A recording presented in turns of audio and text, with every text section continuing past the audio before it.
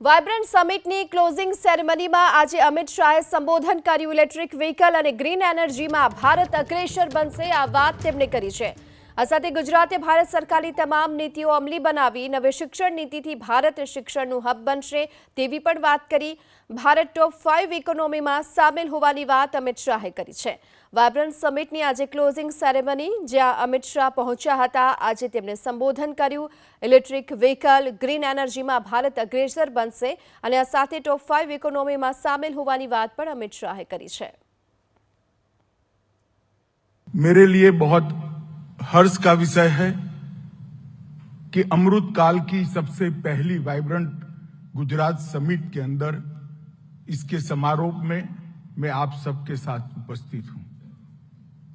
मैं ये उन सौभाग्यशाली लोगों में से हूं जो पहली वाइब्रेंट गुजरात समिट में भी थे और 10वीं समिट में भी उपस्थित हूं। ये 20 साल का कालखंड एक प्रकार से गुजरात के माध्यम से देश के विकास को दिशा देने वाली ये वाइब्रेंट समिट बना है। 2 दशक पहले जब मोदी जी ने इसकी परिकल्पना पहली बार मंत्रिमंडल के सामने रखी, उसके पहले गुजरात में इन्वेस्टमेंट समिट होती थी, मगर एक हॉल के अंदर होती थी और इसके पूरे स्वरूप को अपनी कल्पना से मोदी जी ने बदला और आज इसका नतीजा हम सबके सामने है। ढेर सारी चीजों में गुणात्मक परिवर्तन आया है। मित्रों, आज ये समापन नहीं है, एक प्रकार से 10वीं वाइब्रेंट समिट का समापन है, परंतु अमृत काल के संकल्प को सार्थक करने वाले एक संकल्प से सिद्धि के मार्ग का प्रशस्तीकरण भी है। मोदी जी ने 2047 के पहले आत्मनिर्भर और पूर्ण विकसित भारत का जो स्वप्न हमारे सामने रखा है, मैं मानता हूं इस समारोह से उस स्वप्न के सिद्धि की शुरुआत हो रही है और ये पूरे देश भर के लिए शुभांकर होने वाला है। आज जब हम वाइब्रेंट गुजरात समिट के समारोह में बैठे, तब शुरुआत में मैंने देखा था और आज देख रहा हूं, बहुत बड़ा अंतर गुजरात और भारत के अंदर देख रहे हैं। आज पूरी दुनिया में उत्पादन के लिए और इन्वेस्टमेंट के लिए सबसे चहीता अगर कोई डेस्टिनेशन है तो भारत है, और पूरे भारत में अगर सबसे चहीता कोई डेस्टिनेशन है तो हमारा गुजरात है। इसका हम सबको गौरव है। ये युग परिवर्तनकारी शुरुआत जो 20 साल पहले हुई थी, आज उसको आगे बढ़ाने का समय आ गया है।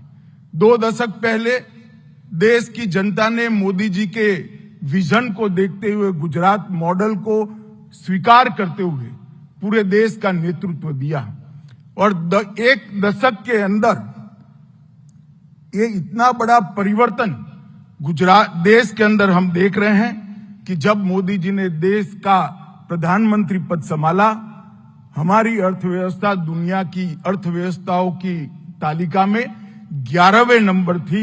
आज हम 5वें नंबर पर खड़े हैं और सम्मान के साथ खड़े। और मैं बड़े विश्वास के साथ कह रहा हूं, मोदी जी जब प्रधानमंत्री तीसरी बार बनेंगे, वो 5 साल के अंदर ही हम दुनिया की 3रे नंबर की अर्थव्यवस्था बनकर दुनिया के सामने गौरव के साथ खड़े होंगे। मोदी जी की 3री टर्म में ही हम देख पाएंगे कि दुनिया की 3रे नंबर की अर्थव्यवस्था देखते देखते भारत 15 साल के कालखंड के अंदर बन गया। अभी अभी G20 में भारत की अध्यक्षता में one earth, one family, one future के नारे को पूरी दुनिया ने न केवल सहारा आत्मसात कर यहां से गए। वेदों का, उपनिषदों का, वसुधैव कुटुंबकम का ये श्लोक आज पूरी दुनिया के लिए गाइड करने वाला एक मंत्र बना है। ये हर भारतीय के लिए गौरव का विषय है। मित्रों, आज भारत विश्व मित्र बनकर उभरा है। आज एक प्रकार से देखें तो 12 जनवरी है, विवेकानंद जयंती है और विवेकानंद ही थे जिन्होंने कई सदियों से विदेशी आक्रमण से क्षत विक्षत हुए भारत के आत्मविश्वास को बल दिया था, युवाओं में आत्मविश्वास भरा था और उसी की नींव पर आज महान भारत की रचना होने जा रही है।